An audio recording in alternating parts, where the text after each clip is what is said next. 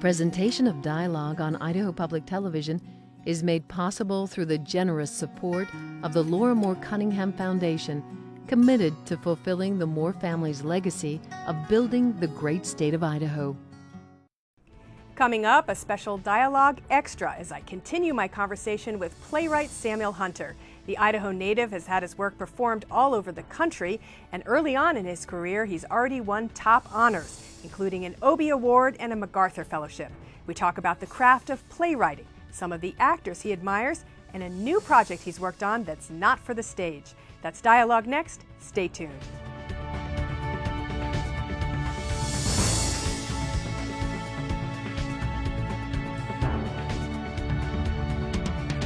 Hello and welcome to Dialogue. I'm Marcia Franklin. Every so often it feels like a dialogue conversation shouldn't end. So we keep going, taping what we call a Dialogue Extra. You can find those extras on our video streaming site, video.idahoptv.org. And today we're also going to air one, a continuation of a discussion I had with playwright Samuel Hunter.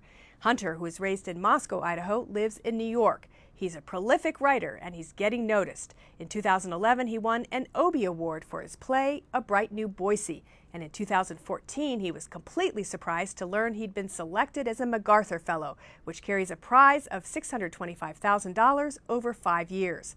In the first part of our conversation, also available online, we talked about how the award has affected his life and the evolution of his work.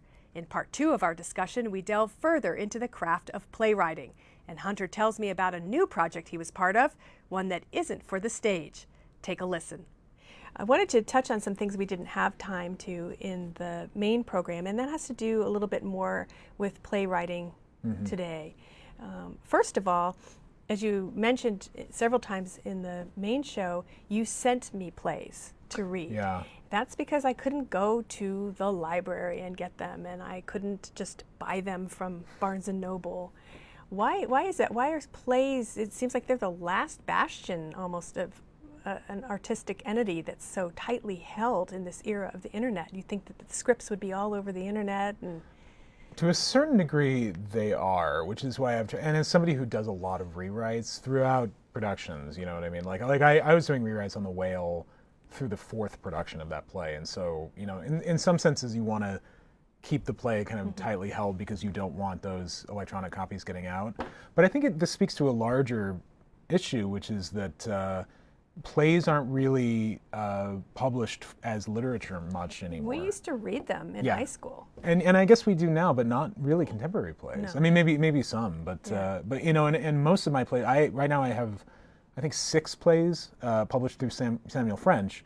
And they're great, but Samuel French is first a licensing house and then a publisher. You would be doing a play in high school and you would purchase copies of those. Yeah, but they call them acting editions. The average person can't get a hold of those Samuel French copies. Yeah, exactly. I mean, you can always order them online, but they're not, it's, you know, I doubt they're going to be in a Barnes & Noble. I have 2 plays that are published in an anthology from Theater Communications Group, who's, I think, the only company that does trade publications of plays. So that's great. So those would be in a book those are in a could book. Get a library. Yeah. That's The Whale and Bright New Boise, and those you can hopefully get at a library or bookstore. And then I have another collection coming out that's going to be 4 new plays. But why? I understand why you, as a playwright, wouldn't want your drafts out there on the internet and why you hold them closely. But what is the purpose in holding a finished copy of a play so closely and not having the masses be able to go to the library and read it? I think that. At least from like my agent's perspective, I think he'd probably say that if you don't keep a tight hold on it, you don't know if a theater company is going to produce it without paying you royalties. And so I think that's one reason. But I think it's just kind of become the way that it's done, for better or for worse, that it's really hard to get plays out there as a literature, and I think that people are just not as interested in reading plays as literature as they used to be. Well, maybe they're not because they haven't. I mean, it could be a self-fulfilling prophecy. Exactly. Because I'm wondering how you get to study a play as literature or write a thesis on it or whatever it is, or think about writing a paper on it if you can't get a hold of it. Yeah, and I mean, I you know, and it's actually made me really interested in writing. I'm one weird notion I had when I got this MacArthur grant is like, could I write a play that's 500 pages long and have it published simply as a book, and that it's not for production at all, that it's simply to be read as literature. It's a very different experience watching a play and reading a play. And it is, yeah, because for me, prepping for the interview, it wasn't necessarily easy to read the plays because it's very short lines, sometimes dialogue, overlapping dialogue, and you can't visualize it. You have to keep flipping back and forth. Okay, who's talking now? Exactly. And especially in a play like Pocatello, which, the beginning scene of Pocatello is... Two different families cross-talking. Yeah, exactly. Like I am right 10 now people with on you. stage. Yes, exactly. So, but it still should be out there, I think. I mean, for people to try to, I think it's changing. Slowly. I think, American Theater Magazine now publishes plays once every, I think they do it once every 2 months. So they published The Whale a few years ago. So they are getting out there, and I definitely, when I have a play that's done, if somebody asks me for it, I send it to them, and I know that they get passed around, and that's fine. You would hope that people eventually would buy a copy, so you get the 40 cents in residuals or whatever it is. But yeah, it'll be interesting as it develops, because theater is such a analog art form in a society that's becoming increasingly digitized. So it's going to be really interesting to see how theater fares over the next 10, 20, 30 years. Expand on that for me. Well, theater, there's no way to really, and they've tried things. They've done things like the Met will video an opera and pipe into the theaters across the country. But there's just something essentially different between seeing a filmed version of a play and actually going to the play itself. And so, in order to actually see the play properly and to experience the full thing, you have to go and actually see it. And I don't think that's ever going to change. And so, as we become increasingly, digitized and we want everything on our computers right now or on our phones and tablets, it's going to be really interesting to see how theater, which is just so analog, which is so just like sharing a room and looking at one another and talking, to see how that changes over the next few years. I imagine there'll be an even greater need for it, for that kind of community and experiencing art together in person. But we'll see. It'll be really interesting. Because some people eventually might be made uncomfortable by it, like sitting that close to a live actor, not being able to press the pause button and stop it for a moment, We'll talk more about that communal or community aspect of theater, because it is very different to be a playwright and, as we've discussed, go through revisions of plays, readings, feedback from audiences, feedback from actors, versus writing a novel where your feedback might be your editor or your spouse or something like that. It's a very different experience, isn't it? Yeah. Well, I mean, not that you've written a novel, but it seems like it has. I would just have to, I've never written a novel, but I would have to imagine that writing a novel is such a personal kind of, I would imagine it's maybe a little lonely too. I mean, it's just you and this work.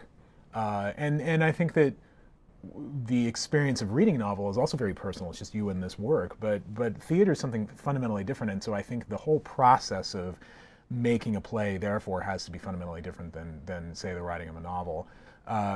So, when I write a first draft of a play, that's like the first mile of a marathon. I mean, it's when you write end of play, that's, sure, it feels good to finish a draft, but it's that it's just the first step in a very, very, very long trip.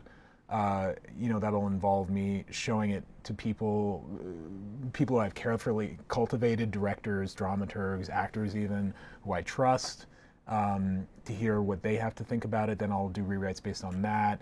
I'll do readings, much like the readings that Voice of Contemporary Theater does, and based off of the audience reactions, not necessarily what they have to say, but because mostly you learn most of what you learn from those readings in the reading itself, and hearing how the audience is receiving it. Laughs or exactly where they're laughing, where they're connecting, where they're disconnecting, and sometimes it's very unexpected. Sometimes it's very surprising the way that an audience experiences a play. Sometimes it's drastically different than what you thought.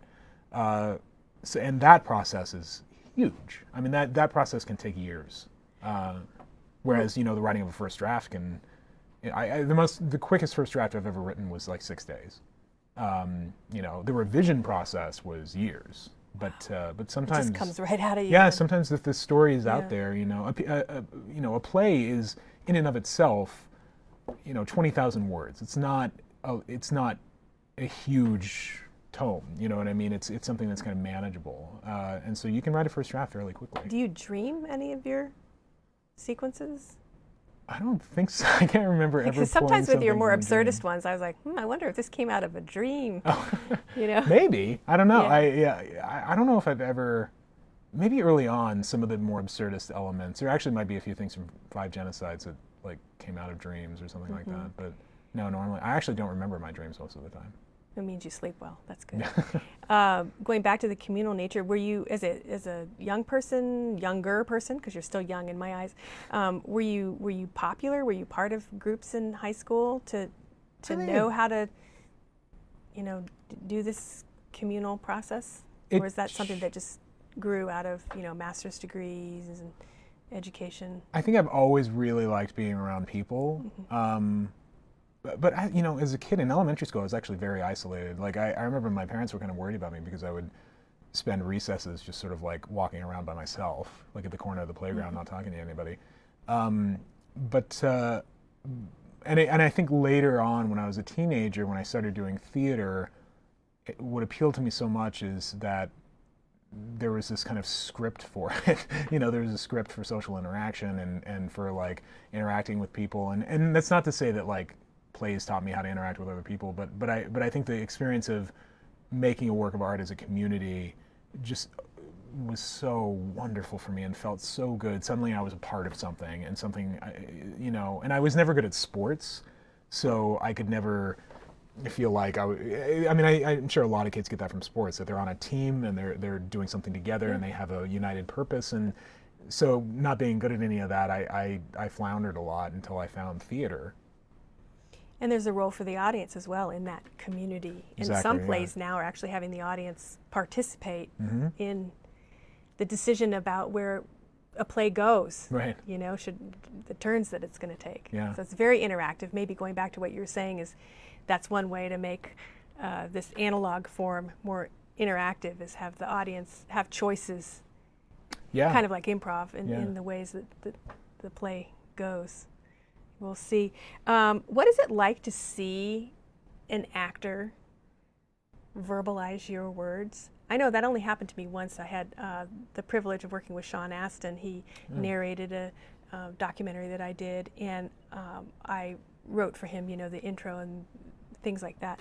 And just watching him take my words and project them, I was like, wow, they sound better even than I imagined, It must be something to write this play in your head and then have real life people speak your words. Oh, it can be the most glorious apotheosis, and it can also be the most soul-killing, terrible thing. I think it depends. Mostly it's the apotheosis because I think that, especially as you continue to work more and you surround yourself with the actors who you really love. I mean, there's an actor named Tasha Lawrence, and she's done, I think, 4 of my plays now, and I just keep writing roles for her because I love her, and she understands what it is I'm doing with these roles and these plays and this language.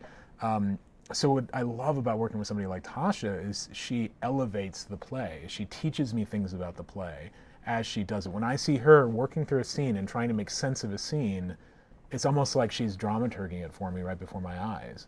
And those are the amazing moments where it's just like when an actor really sees what you're trying to do and pushes it to the next level and takes it on and makes it their own. I mean, it's one of the very few art forms that like, where it's just, you can take credit for something an actor, for something somebody else did, you know what I mean? Where like an actor can make a line sound so beautiful and make such a cathartic moment out of it and do something that you totally didn't expect. And I think that's why I continue to write plays. I love that.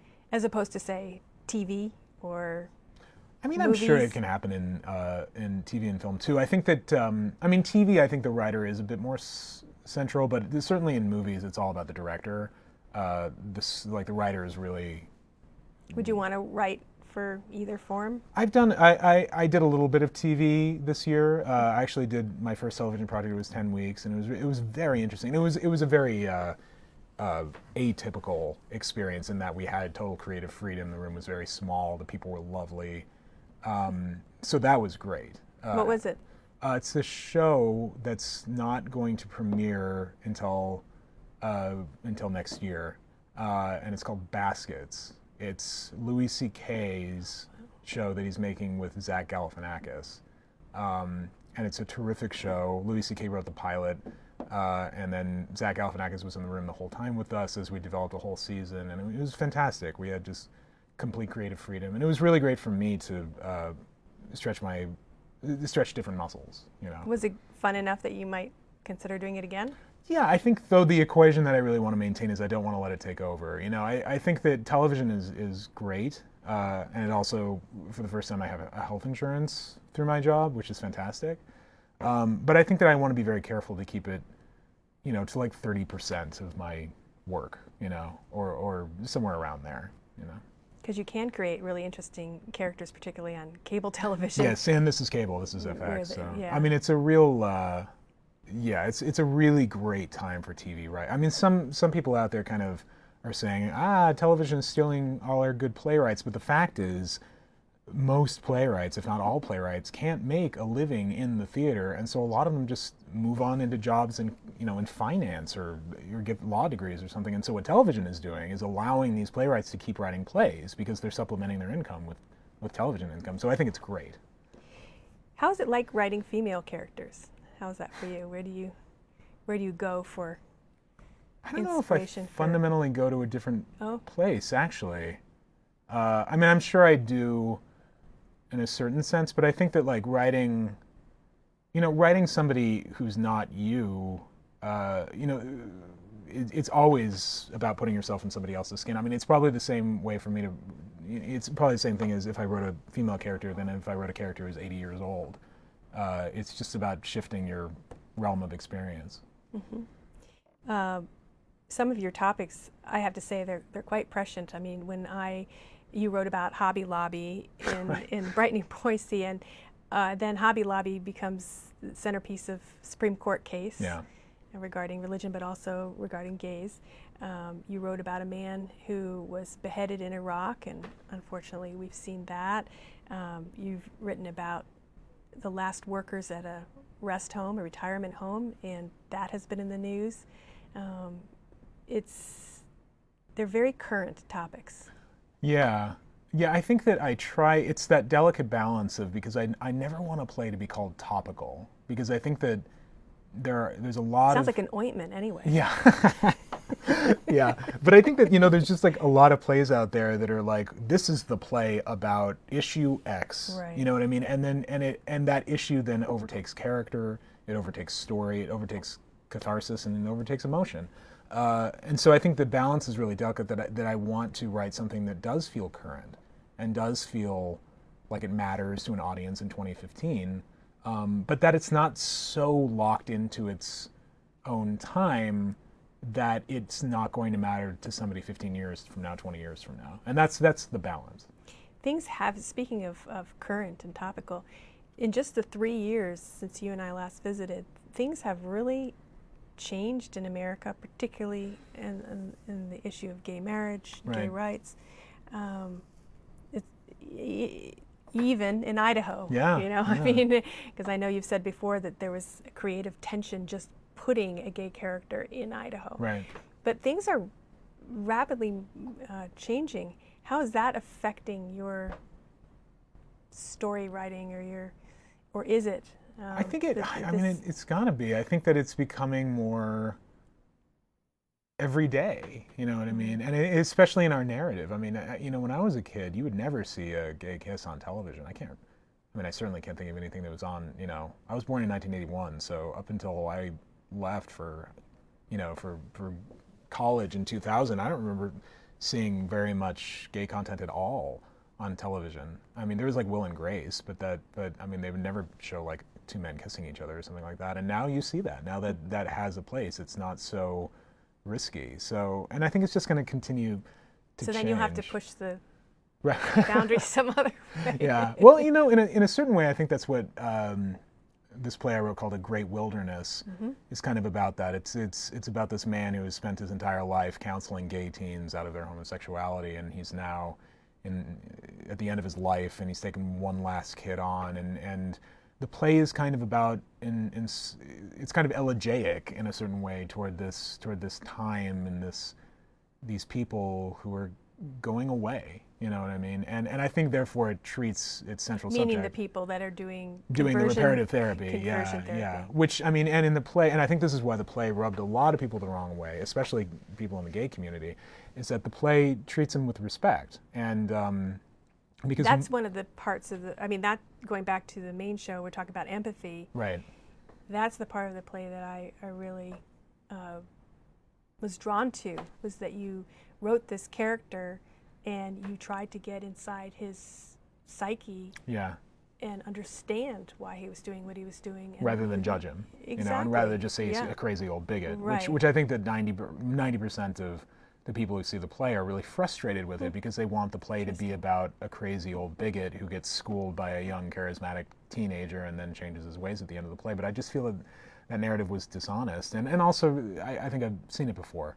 And so I just wanted to shed light on it in a little different way. And for that reason, it's by far my most divisive play.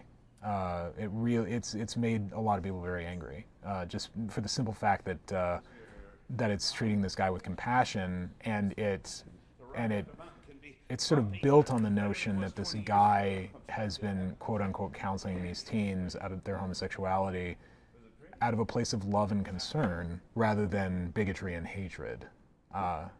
So I don't find that much different from your other plays, though. You have a lot of compassion for your characters, no matter if they're drug addicts or they have some other issue. It seems to me that's the theme.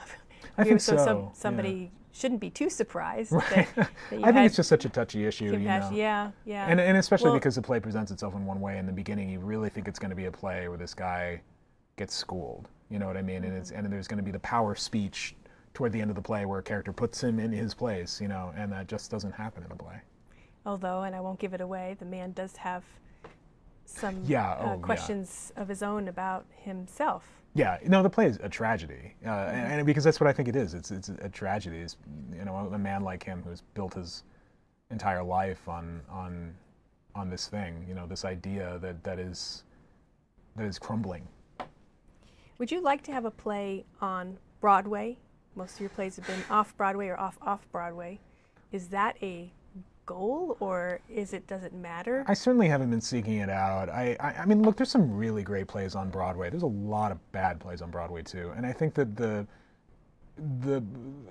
thing about Broadway is just there's a lot of money involved, and there's a lot of producers who all have their own concerns, and it's tough to make a play like mine work on Broadway. I mean, if simply by virtue of the fact that like my plays aren't that big, you know, their cast sizes tend to be small, they're quiet, they do really well in intimate theaters, and I really love intimate theaters, and I think they would have a really hard time filling a Broadway space. That being said, it could be 3 years from now, if I'm in the studio again in another 3 years, it could be, you know, I've had a couple plays on Broadway and it was a fantastic experience. And so I don't know, it's just commercial theater, which is Broadway, and not-for-profit theater, which is the vast majority of off-Broadway. They're very different from one another.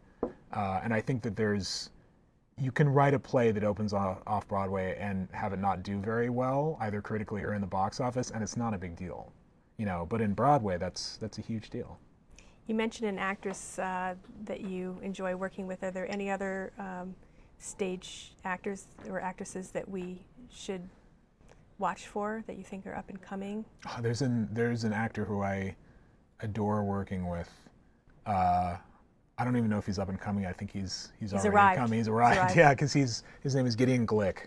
And he some people might know him because he was in the original cast of Spring Awakening when he was very young, like 13 or 14 years old.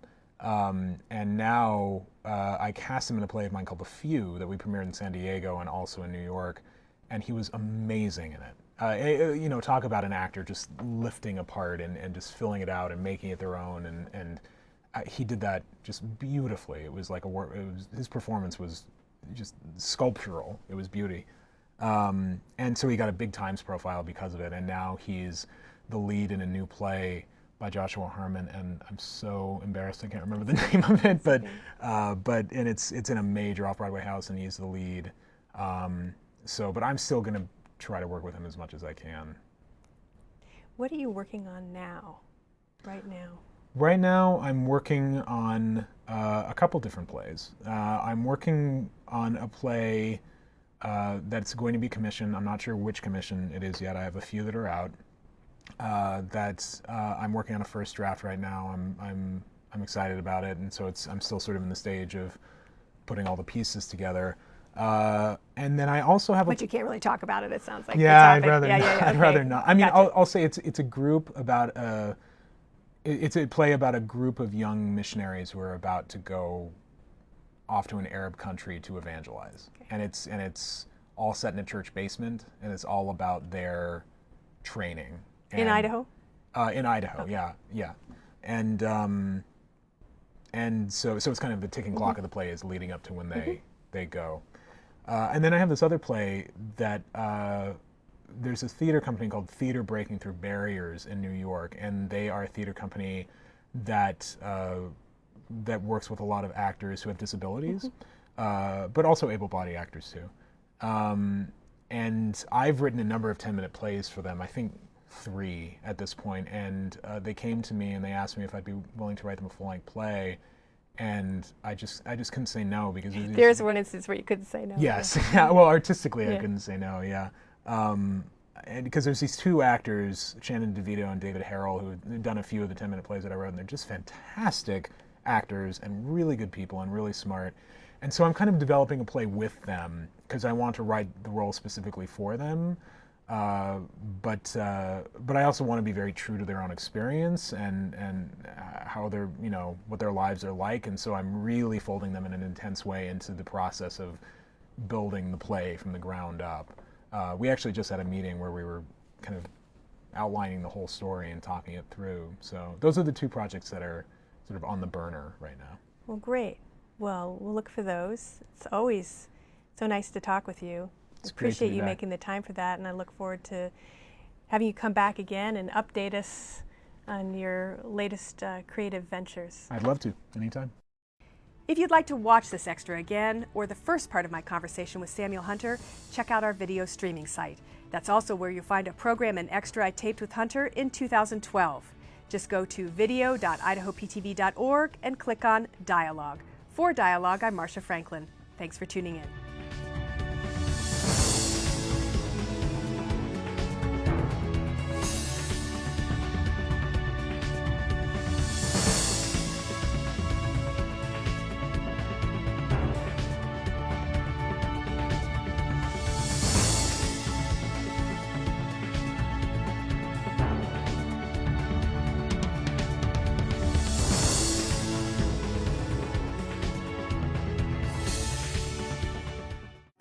Presentation of Dialogue on Idaho Public Television is made possible through the generous support of the Laura Moore Cunningham Foundation, committed to fulfilling the Moore family's legacy of building the great state of Idaho. Check out our website, become a friend on Facebook, or follow us on Twitter.